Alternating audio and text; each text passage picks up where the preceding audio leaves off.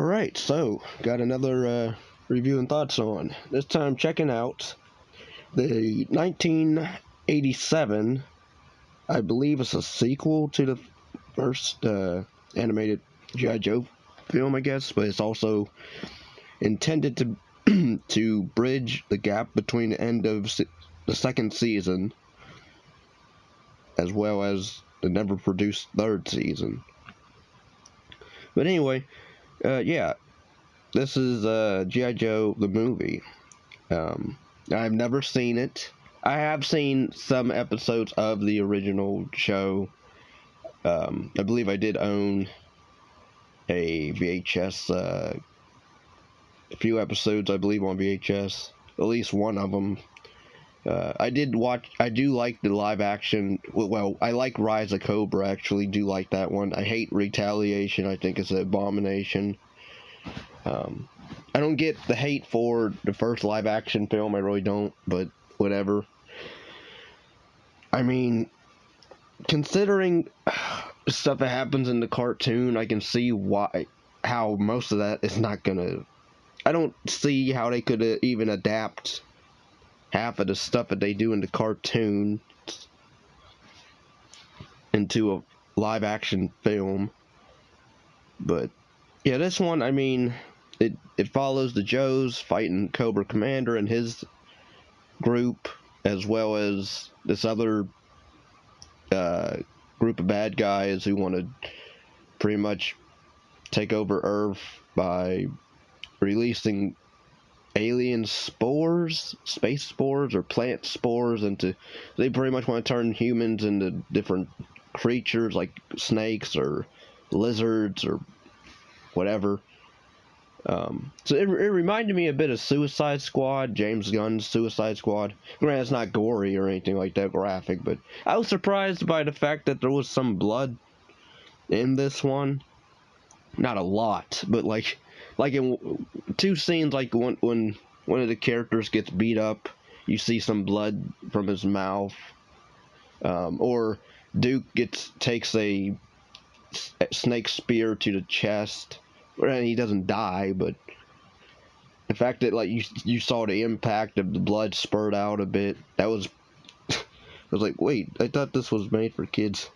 I mean, and it is, because I mean, I will say again, I'm not familiar with a lot of these characters that are in this movie.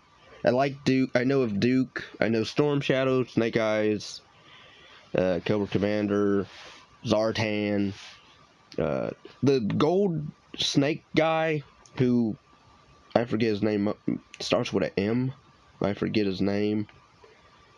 I thought he was okay. I mean, the animation, the voice acting is decent to pretty good from everyone. I will say the movie, I didn't like one part where I forget the character's name.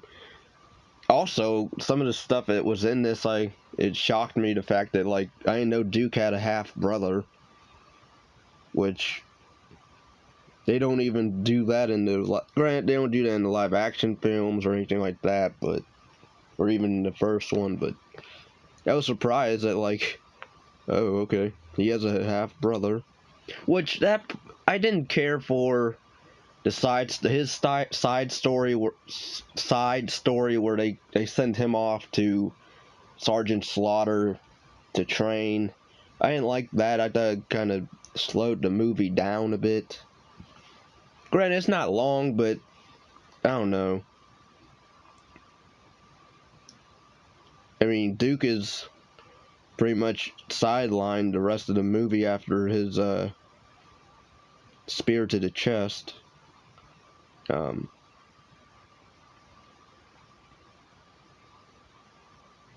have this other group of Joes, Jinx,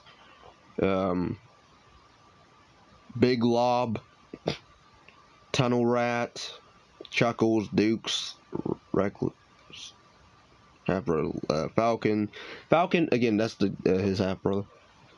There's this one black Joe, rookie, I guess. I don't know which one what's his name, but he kept not narrating, but he would like talk in like sports analogy or sports form, where like it's as if he's a NBA player, but he's like if he's shooting at or throwing a grenade at something, he's like, does it shoot? He shoots.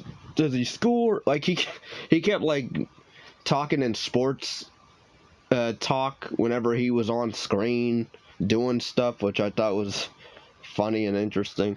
I don't know if he's in the rest of the series. I guess not after this, but you have Jinx, which I'm familiar with somewhat. Wasn't she like Snake Eyes? Oh yeah, Snake Eyes. He gets sidelined as well. A lot of the main Joes, the popular ones anyway, get kind of getting out.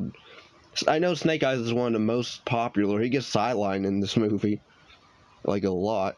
He was like in at the beginning in the fights, flying like a jet or a helicopter type thing. Then they infiltrate Cobra commanders, or this Gobulus guy, pretty much evil Python man, human Python man. Pretty much, they infiltrate his hive cave, and they all get captured. Some of the Joes get captured. You have Roadblock, who has to team up with Cobra Commander, who gets turned into a snake, literally a snake.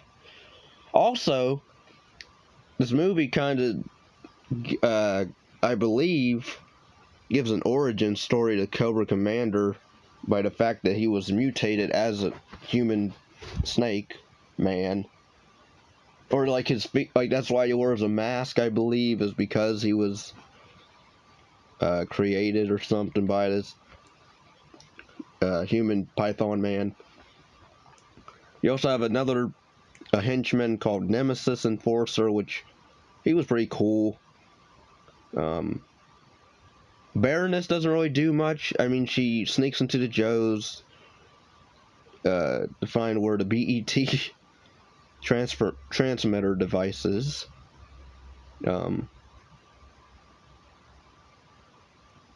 you have that. I'm looking on Wikipedia pretty much of what happens.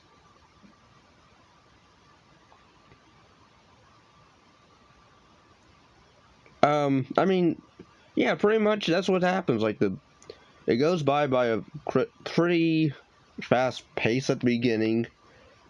First 12 minutes aren't with the Joes, with Cobra introducing this female Python woman, and then you have her capture some of the. I shouldn't really say captured Cobra Commander's team, because they pretty much do worship the cellular gold guy who's also part of Cobra Commander's team, who berates him as well. But yeah, like Destro, he gets sidelined. He doesn't really do anything. You barely see Storm Shadow in this, really. He doesn't do any. I don't even think he was in a fight scene, come to think of it. He didn't fight really anybody that I remember. Like, he's in the background, that's it. In a few shots.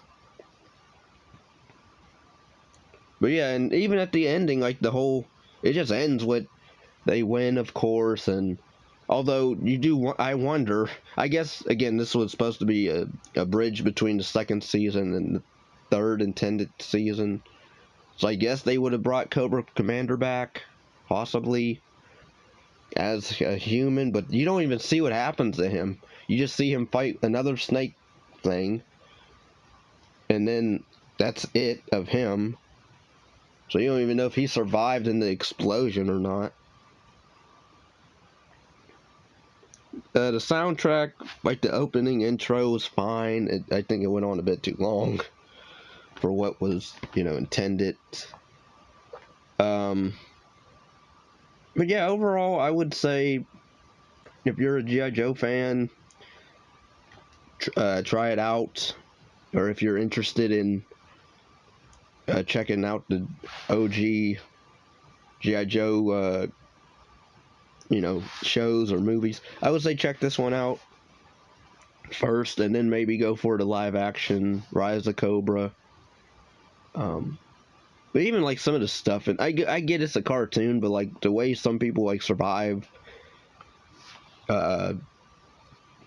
collateral damage, or being shot at and they're missing them somehow, or there's like a scene where a character gets on top of a jet or a helicopter and he's literally he's holding on to nothing, but yeah, he's on top of the helicopter while the fan is going off, the twisting things.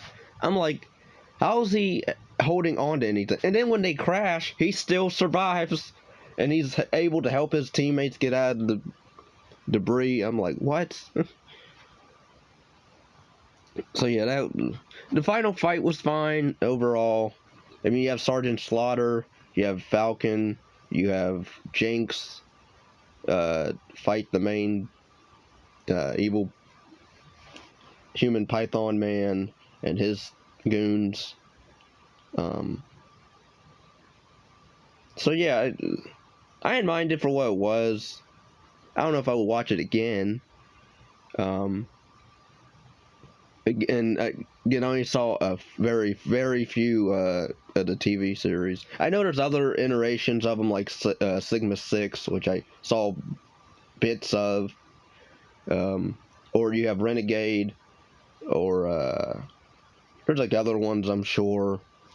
Again, of course, the live action, Abomination, Retaliation. Yeah, thanks for watching, or thanks for listening. Please give it a like. Comment down below if you're a fan of the G.I. Joe franchise.